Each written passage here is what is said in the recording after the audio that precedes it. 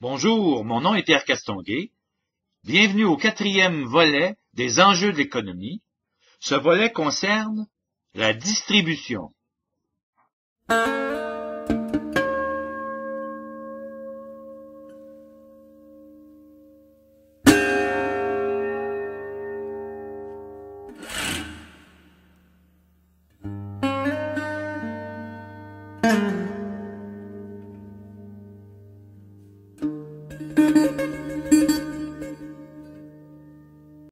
Vous vous souvenez que dans le premier volet, nous avons parlé de l'extraction, la conception, la distribution, la consommation et l'élimination, c'est-à-dire l'extraction des biens à partir des ressources naturelles.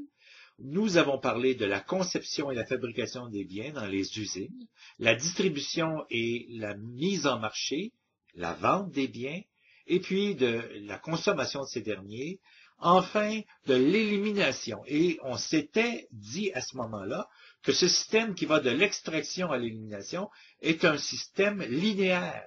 Et c'est un système qui n'est pas sans fin puisque chaque étape, c'est-à-dire l'extraction, la conception, la distribution, la consommation et l'élimination, comporte des limites.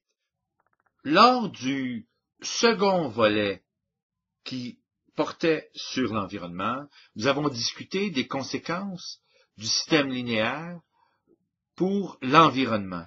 Et nous avons regardé ensemble ce qui se passait lorsqu'on abuse de l'environnement, qu'on le pollue et que l'on entame le potentiel des ressources naturelles d'environnement, comme on le fait actuellement en surexploitant les ressources non renouvelables de la planète.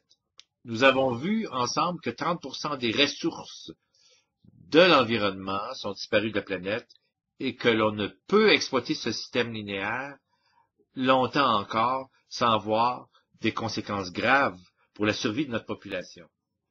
Dans le troisième volet, nous avons vu que notre course effrénée à la surconsommation compromet l'équilibre écologique de la planète, d'une part, parce que nous introduisons des substances toxiques dans les processus de fabrication des biens, substances qui se retrouvent en partie dans les biens que nous consommons et utilisons. D'autre part, parce que les industries rejettent des polluants dans le sol, l'air et l'eau de nos pays industrialisés et dans ceux du tiers-monde au sein duquel nous transportons nos usines et nous détruisons l'environnement tout en exposant les populations à des effets toxiques et synergiques dont nous n'avons aucune idée précise puisque l'effet des substances utilisées est souvent non étudié et documenté. On s'est rappelé que sur le marché, il y a plus de 100 000 substances chimiques qui sont couramment utilisées dans la fabrication des biens. Or, ces substances chimiques sont pour la plupart non documentées sur leur toxicité et absolument pas documentées sur l'effet synergique. Nous allons maintenant analyser les processus reliés à la distribution. Évidemment, la distribution veut dire dans notre système linéaire vendre tous les produits, qu'ils aient un potentiel toxique ou non, aussi rapidement que possible. Le but est de conserver les prix bas, de stimuler les consommateurs à acheter, de faire tourner l'inventaire. Or, la consommation des prix bas s'effectue en payant des salaires bas à des travailleurs et en rognant sur leurs bénéfices marginaux et sur leurs assurances. C'est ce que les Américains appellent « externalizing the cost », l'externalisation des coûts.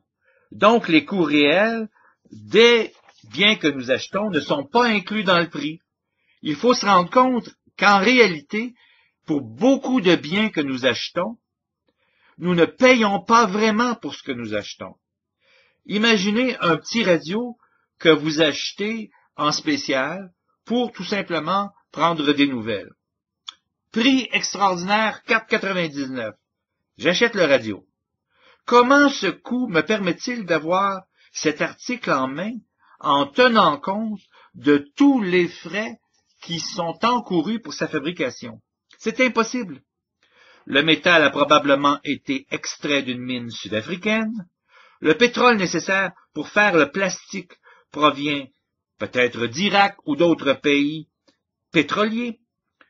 Le plastique, comme tel, a été probablement produit en Chine et le tout a été assemblé par un jeune adolescent de 15 ans du Mexique.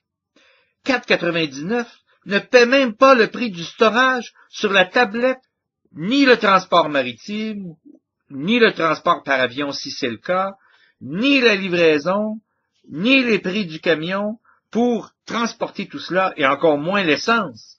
Et ce radio à 4,99 ne paie pas non plus pour le salaire des vendeurs. Il faut donc réaliser que nous ne payons pas pour la radio comme telle. Alors, il faut se demander, dans un système d'externalisation des coûts, qui paie vraiment? Alors, ce sont les gens du tiers-monde qui paient pour la perte de leurs ressources naturelles. Ce sont les gens des environnements des usines du tiers-monde qui paient pour la perte de l'air pur et l'augmentation du taux de cancer et de maladies respiratoires comme l'asthme. Ce sont les enfants travailleurs qui paient hors de l'école, dans les pays émergents et dans les pays du tiers-monde, le fait de devoir travailler en usine. 30% des enfants dans certains pays quittent l'école pour travailler et gagner la vie dans les mines pour obtenir les métaux nécessaires à la confection de la petite radio que nous utilisons. Les employés du magasin paient pour la radio en partie en acceptant des conditions de travail et des salaires désavantageux, et ils ont souvent des bénéfices marginaux comme des assurances qui sont inadéquates. Aucune de ces contributions des gens du tiers-monde, des travailleurs, des transporteurs, n'est évidemment prise en compte dans un livre des comptes. Tout ça n'est pas documenté. C'est ce que nous disons quand nous exprimons que tous les vendeurs ont externalisé les coûts de production. Tout cela mène à l'espèce de flèche d'or de la consommation. Plusieurs s'identifient en tant que consommateurs avant de s'identifier en tant que citoyens. L'échelle des valeurs, ce n'est plus quelles sont les relations avec mes proches, mes parents, ma famille, mes amis. Ce n'est plus quelles sont mes relations avec mon employeur et mes coéquipiers. Ce n'est plus comment je me situe en tant qu'être humain dans le contexte de la société dans laquelle je vis, mais comment je me situe en tant que consommateur. Je vis, j'ai une valeur personnelle en fonction des biens que je possède, et j'entends bien à ce que lorsque je m'achète une voiture neuve, tous mes amis, toutes mes relations le savent, ainsi que mes voisins. Alors, vous imaginez un peu que ce style de positionnement sociétal, en tant que citoyen, mène à notre perte.